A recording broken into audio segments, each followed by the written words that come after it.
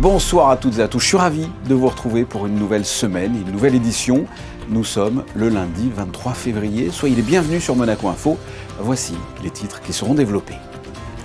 C'est dans un contexte financier compliqué, vous le savez, que la Roca Team a réussi à décrocher pour la 4e fois de son histoire la Leaders Cup ce week-end, nous y étions. Les halles du marché de la Condamine ont fermé leurs portes il y a un peu plus d'un mois. Comment se passe l'adaptation? Les clients sont-ils toujours au rendez-vous? Réponse dans ce journal. C'est un nouveau quartier qui a l'air de plaire, notamment aux vacanciers en ce moment. Nous vous proposerons une petite balade du côté de Maréterra, un peu plus d'un an après son inauguration. Nous vous parlerons d'un programme de remise en forme proposé par la Société Nautique de Monaco pour les personnes sédentaires ou souffrant de maladies de longue durée. Son nom, Aviron Santé. Sur le marché mondial, les épices et les assaisonnements représentent 21 milliards de dollars. Ils donnent du goût, mais ils ont également des vertus. C'est ce que nous verrons avec une diététicienne, Mélanie Vollerin. Elle sera notre invitée. Et enfin, les vacances sont souvent l'occasion de se reposer, de lire un livre. Eh bien, nous vous proposerons quelques recommandations à la fin de cette édition, entre romans et BD, entre livres pour adultes et enfants. Après un week-end de compétition à l'Arena Futuroscope de Poitiers, la Roca Team a retrouvé Le Mans hier au soir en finale de la Leaders Cup pour le remake de l'an dernier, mais porté par ses stars. Cette fois, c'est Monaco qui a soulevé le trophée. Le résumé de ce triomphe dans un contexte complexe avec Gaëtan Lebrun et Julien Laugier. Une finale aux allures de revanche, voilà ce qui attendait la Roca Team hier. Après un premier match poussif en quart de finale face à Strasbourg vendredi et une démonstration en demi-finale face à Cholet samedi, les Monégasques ont une nouvelle fois récité leur basket en finale hier pour s'imposer 103-79 face au Mans, en prenant leur revanche sur la finale de l'an passé et en remportant leur premier trophée avec Vassilis Panoulis. It's always nice to win trophies. That's why I'm here. That's why we make the job. This is the final destination to win trophies, and I'm very happy for my players. Un succès qui permet à la Roca Team de devenir l'équipe la plus titrée de l'histoire de la Leaders Cup, à égalité avec Le Mans, en soulevant pour la 4e fois ce trophée, après 2016, 2017 et 2018. Mais cette fois avec de nouveaux leaders, à l'image de Eli Okobo, élu MVP du tournoi. Avec tout ce qui se passe dans les médias avec le club, on a fait une réunion et on s'est dit qu'il fallait vraiment qu'on se concentre sur le basket. Et c'est ce que j'essaie de faire le plus possible. Et voilà, il y avait des matchs à échéance avec la Coupe de France contre l'Asvel. Et là, c'était un trophée à gagner qu'on n'a jamais gagné avec le groupe qu'on a depuis 4-5 ans. Donc c'était hyper important et voilà, il fallait que je sois sérieux. Enfin, après beaucoup d'essais, que ce soit avec l'Asvel ou avec Monaco, j'ai beaucoup essayé et ça fait du bien de me dire que j'ai tout remporté en France. On va essayer d'aller all-in, on va essayer d'aller en chercher le plus possible, on est bien parti. On va essayer de rendre cette saison historique, dans tous les sens du terme, j'ai envie de dire. Durant ces 3 jours de compétition, les Monégasques auront fait taire les critiques et mis de côté l'extra-sportif pour montrer à la Ligue qu'ils font toujours partie des meilleures équipes d'Europe. La Fédération monégasque de rugby a remporté le Winter 7 ce week-end à Blagnac en Haute-Garonne. Engagés dans la catégorie Open, les joueurs champions d'Europe 2025 en conférence 1 ont livré une prestation solide en dominant les Seven Gats 12-0 en finale. Ils soulèvent pour la première fois le trophée de ce tournoi hivernal de rugby à 7. Prochaine compétition, le Monaco 7 en mai au stade Prince-Héréditaire-Jacques. C'est l'un des lieux les plus emblématiques de la vie monégasque. Les halles du marché de la Condamine ont fermé leurs portes il y a un peu plus d'un mois. Résultat, les commerçants cohabitent sur la place d'Armes avec les maraîchers. Comment se passe l'adaptation? Les clients sont-ils toujours au rendez-vous? Réponse dans ce reportage de Sarah Nkari et Marie-Ève B. On se retrouve ici à toute heure de la journée. Pour le café, la pause déjeuner, l'apéritif et même le dîner. On est bien tranquille, on voit tout ce monde là. Très bien, c'est bien. Les halles de la Condamine ont changé de visage dernièrement. En extérieur désormais, les commerçants prennent leur marque dans ces chalets en bois tout équipés de 11 mètres carrés. Les clients, eux, sont plus que jamais au rendez-vous. C'est plus convivial parce qu'on se retrouve toujours au même endroit avec les mêmes primeurs. Et on est plus proches, les gens sont plus proches l'un de l'autre. Tout autour, 2 grands barnums, l'un accueillant le magasin Solis Bio et l'autre environ une 60aine de places assises couvertes, même si le mauvais temps ne semble pas freiner les gourmands. Il y a des gens qui ont l'habitude, ils prennent au moins leur à emporter, ils mangent au bureau. Pour les 6 maraîchers, pas de grand changement. Leurs emplacements sont maintenus chaque jour à partir de 7h. Ils sont en revanche contraints de libérer les lieux un peu plus tôt pour permettre aux tables et chaises supplémentaires d'être installées en plein air. Nous devons fermer à midi, avant nous on a fermé à 1h. Et donc c'est ça qui change un petit peu pour nous. Que le client du dimanche au samedi, normalement, il sort un peu plus tard. Plus que 12 mois dans cette configuration avant de retrouver une halle qui devrait être complètement métamorphosée. Un peu plus d'1 an après son inauguration, Maréterra a conquis le cœur des Monégasques et des visiteurs de la Principauté. Ce quartier, gagné sur la mer, est devenu un véritable lieu de vie. Sportifs matinaux, amoureux en quête de romantisme, ou groupe d'amis, chacun y trouve son rythme, surtout lorsque les beaux jours s'installent. Sarine Kari et Alexandra Paolini.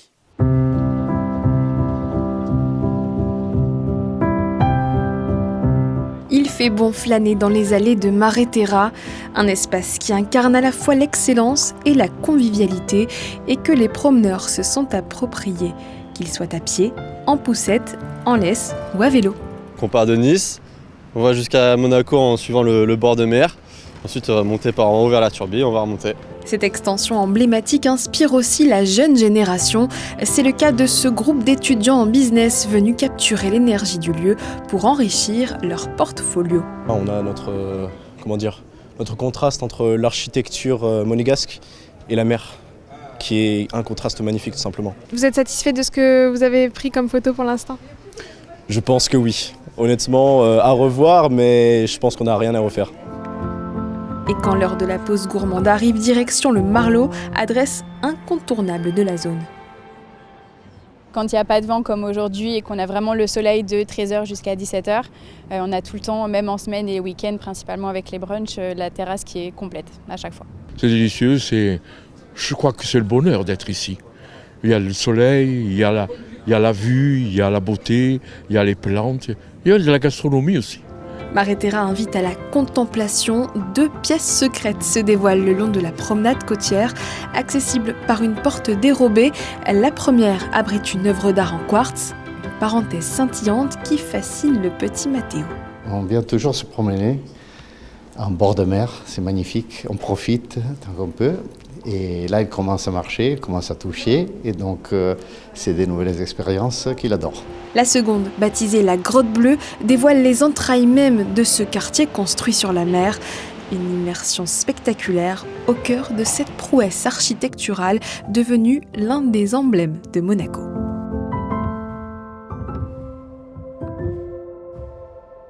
Coup de projecteur à présent sur ce programme de remise en forme proposé par la Société nautique de Monaco. Aviron Santé permet aux personnes sédentaires ou souffrant de maladies longue durée de reprendre le contrôle de leur corps. Le reportage de Frédéric Hélion sur des images de Thomas Deus.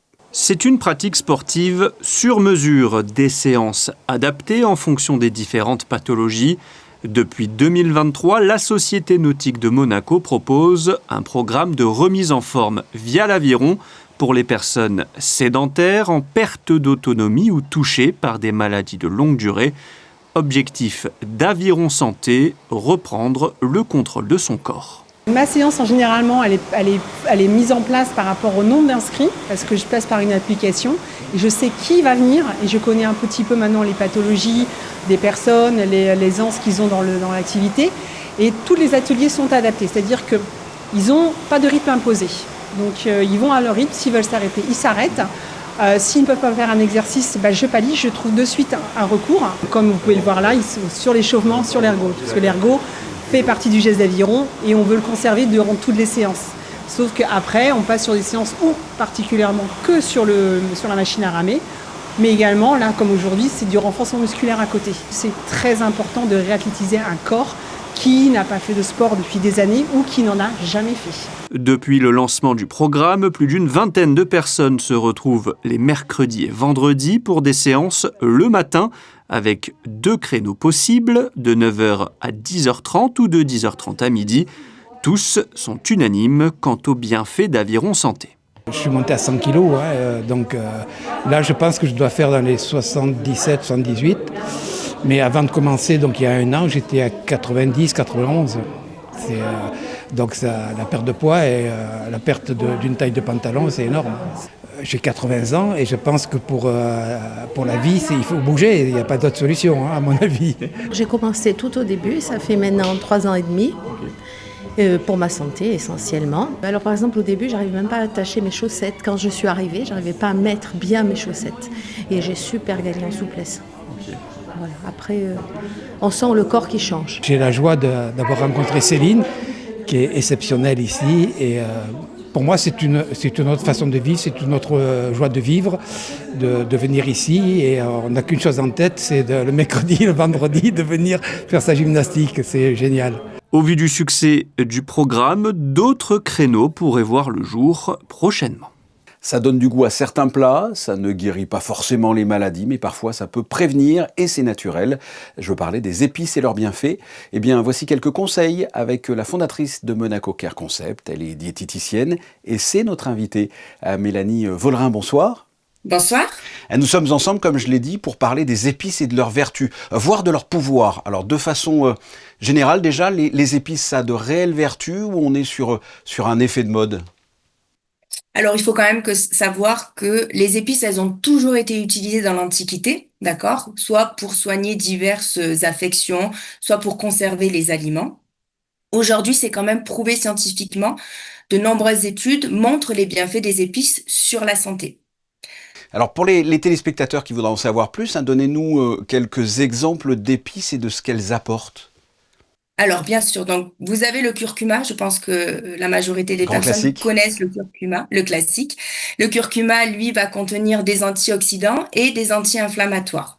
Ce qui est important de retenir avec les épices, c'est que c'est la consommation régulière qui va fonctionner sur du long terme. Si on les consomme régulièrement, tous les jours, en quantité raisonnable, bien évidemment, il ne faut pas en abuser. Ça va aussi marcher avec des associations. Par exemple, le curcuma, si vous l'associez au poivre noir, ça va multiplier 20 fois son assimilation et du coup, c'est bienfait sur la santé. Le curcuma, il est connu pourquoi ? Parce qu'il agit sur l'inflammation, il est censé réduire l'inflammation. Encore une fois, on met quand même des guillemets, ce n'est pas des produits miracles, ce n'est pas des médicaments. Ils vont venir en fait marcher avec une alimentation équilibrée et ça, c'est vraiment ce qu'il faut retenir. Quand vous dites qu'il ne faut pas en abuser, mais qu'il faut faire des cures régulières, il y a une quantité à connaître quand on veut prendre des épices ? Tout à fait. Oui, tout à fait. En fait, ce qui est important, donc j'ai expliqué, c'est la régularité, c'est le tous les jours. Et il va falloir consommer à peu près entre 1 à 3 grammes par jour, donc ce qui représente à peu près une demi-cuillère à 1 cuillère à café par jour. D'accord. Et on le traite comment ? C'est-à-dire que c'est en infusion, c'est dans la cuisine, dans les ingrédients que l'on va utiliser pour faire de la cuisine, c'est en huile essentielle ? Alors effectivement, ce qu'il faut privilégier, c'est pour moi la base, c'est l'assiette. Donc il faut ajouter les épices en fin de cuisson pour conserver leurs propriétés. Il faut choisir des épices qui vont être bio, fraîchement moulues ou entières. Alors, vous l'avez dit dès le départ, les épices, ça ne guérit pas, mais est-ce que ça peut prévenir certaines maladies ? Effectivement, il faut toujours que ce soit associé à une alimentation équilibrée, parce que le gros problème de notre alimentation moderne d'aujourd'hui, c'est que les individus vont consommer de nombreux produits ultra transformés, trop riches en graisse et trop riches en sucre. Et si on n'associe pas les épices à une alimentation équilibrée et à un mode de vie en fait sain, limiter la consommation d'alcool, le tabac et faire de l'activité physique, ça ne va pas marcher. Y a-t-il des contre-indications ? Alors oui, il faut faire attention à certains traitements médicamenteux, notamment la prise d'anticoagulants. Les épices peuvent interagir avec le traitement médicamenteux. Donc ce que je conseille, c'est que s'il y a un traitement médicamenteux, il faut se référer au médecin de famille, le médecin qui a prescrit le traitement, et de voir s'il y a des interactions avec les épices que l'on souhaite consommer. Mélanie Vollerin, merci de nous avoir donné tous ces conseils. Merci à vous, bonne journée. En cette période de vacances scolaires, c'est le moment de prendre le temps de se remettre à la lecture. Entre nouveautés et grands classiques, on vous propose une sélection pour petits et grands. Écoutez les recommandations d'Arthur Laure à la bouquinerie. Amateurs de lecture, vous êtes à la recherche de nouveaux ouvrages à dévorer. On vous propose 4 titres entre classiques et nouveautés à venir découvrir. C'est parti. Je vais commencer par vous présenter le roman de Mercè Rodoreda, Le Jardin sur la mer.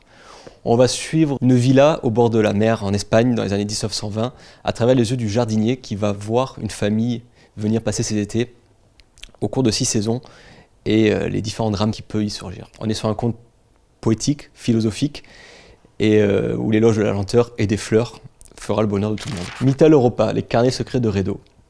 Dans cette fausse autobiographie du XIXe siècle, nous allons suivre les aventures de Redo qui quitte Vienne avec sa femme pour s'installer à Snösen. Petit village dans lequel il va devenir propriétaire terrien, l'un des premiers du village. Au cours du voyage, sa femme va décéder et il va vouloir enterrer sa femme dans sa nouvelle terre.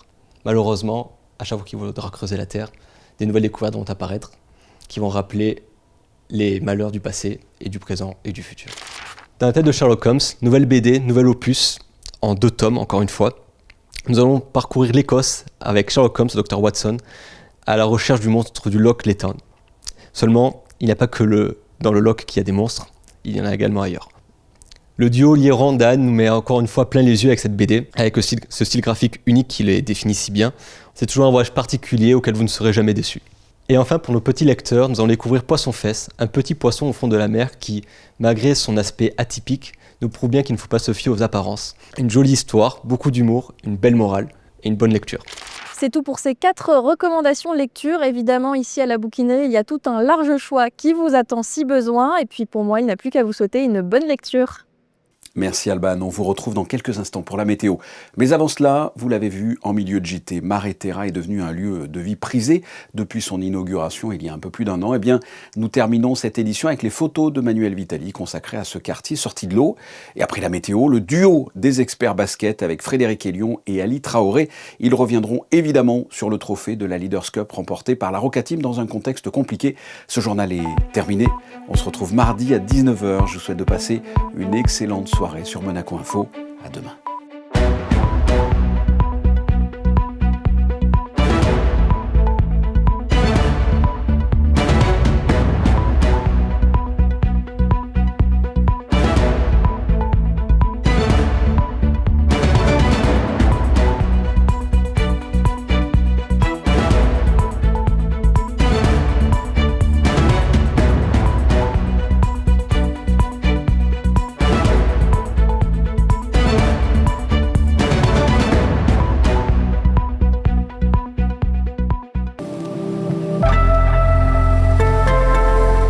Bonsoir à tous. Malgré une perte de quelques degrés, pas de gros contraste avec aujourd'hui. Les températures resteront agréables pour un mois de février avec 10 degrés le matin et jusqu'à 14 degrés l'après-midi.